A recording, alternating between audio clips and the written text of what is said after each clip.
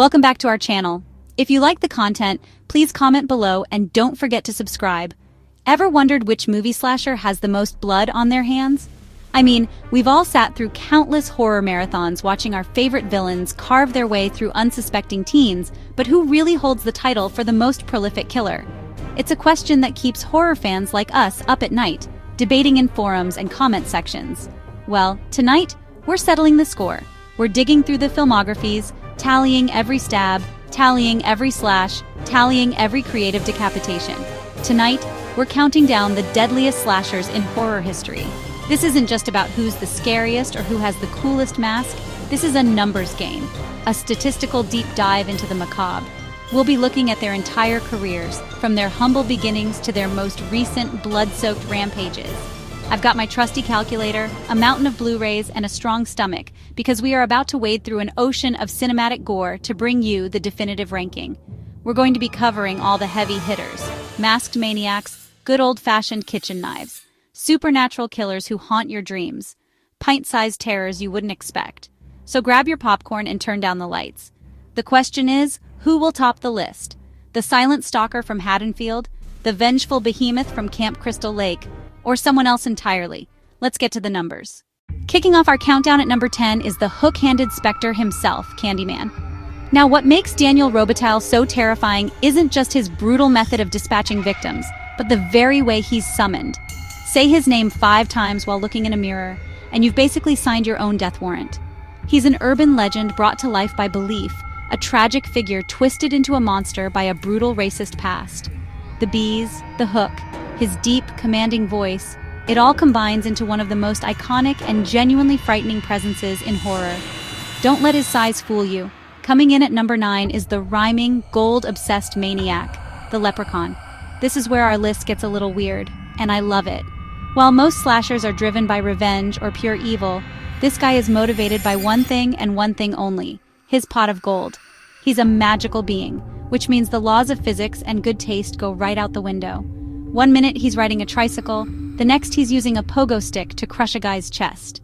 Across a staggering 8 films, Warwick Davis, Lyndon Porco, Dylan Postal have given us a slasher who is as comical as he is deadly. Sliding into our number 8 spot is a killer who rarely gets his own hands dirty: John Kramer, the Jigsaw Killer. This is a controversial one, I know. While he doesn't stalk and stab in the traditional sense, his intricate traps and twisted games have resulted in one of the highest body counts in modern horror. Reverse bear trap, needle pit, angel trap. These aren't just murder weapons, they're psychological torture devices designed to exploit a person's deepest fears and weaknesses. It's this indirect method that makes Jigsaw so unique. He's a killer, but also an engineer, a philosopher, a master manipulator. Number 7. What's your favorite scary movie? Answering the call at number 7 is the most meta-slasher of them all, Ghostface. What makes Ghostface so interesting is that it's not one person. It's a mask, a costume, and a voice changer passed from one killer to the next. Billy, Stu, Mickey, Mrs. Loomis, Roman, Jill, Charlie, the whole Kirsch family. The Ghostface identity is a legacy of murder, usually motivated by revenge, fame, or a twisted obsession with horror movies. This whodunit element adds a layer of mystery to the typical slasher formula, keeping audiences guessing with every new installment. Each new killer brings their own style and motivation, but they all share a love for taunting their victims with phone calls and horror trivia. The kills themselves are often brutal and grounded in reality. Unlike the supernatural villains on this list, Ghostface is just a person in a costume with a knife. This makes the attacks feel more visceral and terrifying. There's no magic, no invincibility, just a crazed killer who can be fought, who can bleed, and who can be killed. But the idea of Ghostface is immortal. As long as there are scary movies, there's a motive. Tallying up the work of every killer to wear the mask gives Ghostface a collective body count that is seriously impressive and lands them squarely at number 7. Number 6, the Saw is family, Leatherface. Revving up his chainsaw at number 6 is the silent, terrifying brute from Texas, Leatherface. As one of the founding fathers of the slasher genre, Leatherface set a new standard for on-screen brutality back in 1974. He's not a supernatural entity, not a criminal mastermind. He's a mentally disturbed man-child, a tool of his deranged, cannibalistic family. He kills not out of malice, but out of fear and a twisted sense of duty to his kin. His weapon of choice is a simple chainsaw, a roaring harbinger of doom that tears through flesh and bone with sickening efficiency. Number 5. We have such sights to show you. Pinhead. Ascending to the number 5 spot is the High Priest of Hell himself, the Cenobite known as Pinhead. Now we're getting into the truly supernatural heavy hitters. Pinhead isn't your typical slasher. He doesn't stalk horny teens at a summer camp.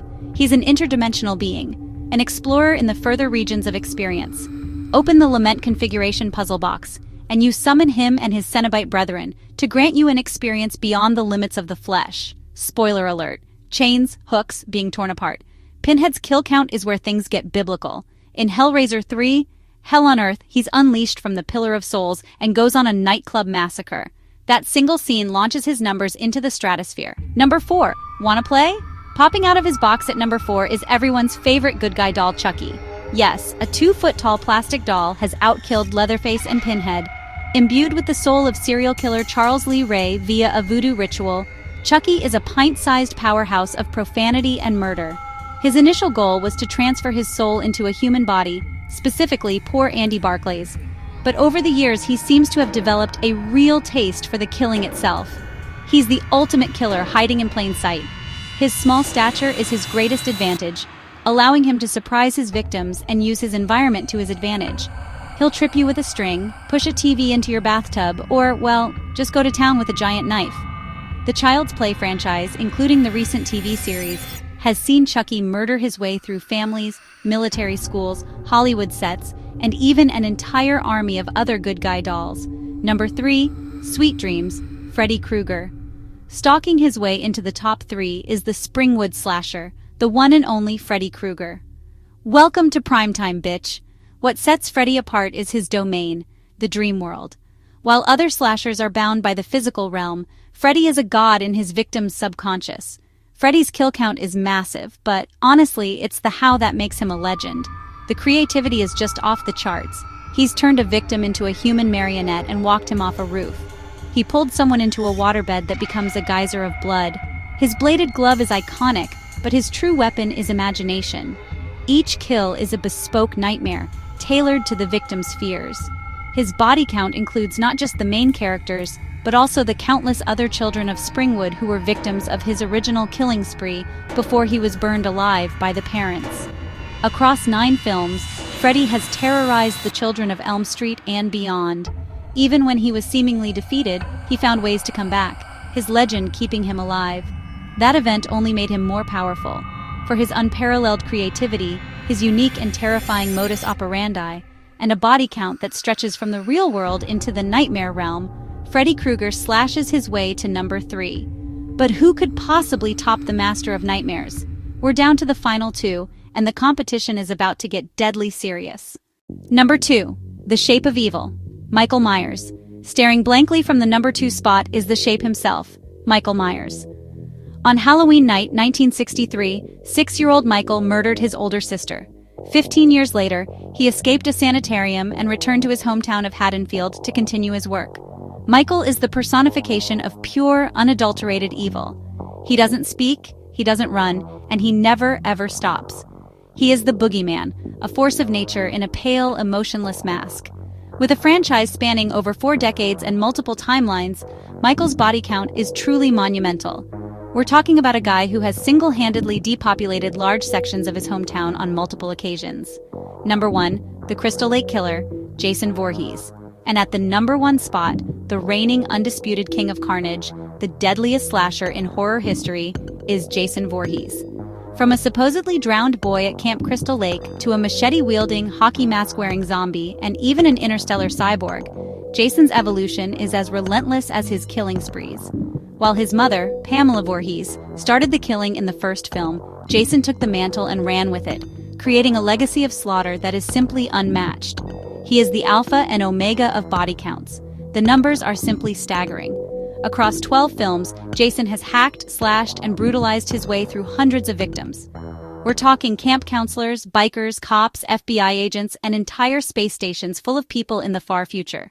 In Jason X alone, his kill count is absurd, including the legendary liquid nitrogen face smash and a virtual reality massacre of 2 campers in a sleeping bag.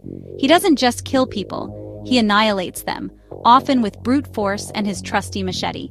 He is the very definition of an unstoppable killing machine.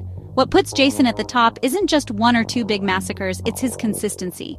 Every single movie is a bloodbath. He is a walking, stalking plague. He's been shot, stabbed, drowned, axed in the head, blown up, and dragged to hell, but he always comes back for more.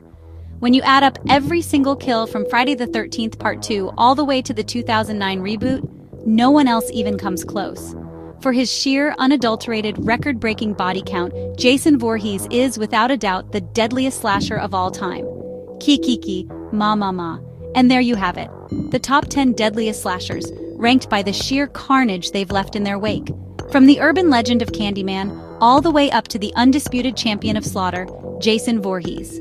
It's a murderer's row of horror icons, each one earning their place through gallons of fake blood and countless sleepless nights for us fans. Of course, a list like this is always up for debate. Maybe you count kills differently, or maybe there's an obscure slasher you think deserved a spot. Horror is personal, and the killer who terrifies you the most might not be the one with the highest number of victims. The important thing is the impact these characters have had on the genre and on us. They are the monsters that haunt our pop culture landscape, the villains we secretly root for, and the reason we check behind the shower curtain. So, what do you think? Did your favorite slasher make the list? Let us know who you think is the deadliest in the comments below. I want to hear your rankings, your arguments, and your hot takes. And while you're down there, don't forget to like, subscribe, and hit the bell for more killer countdowns. Thanks for watching, and whatever you do, try to get some sleep tonight.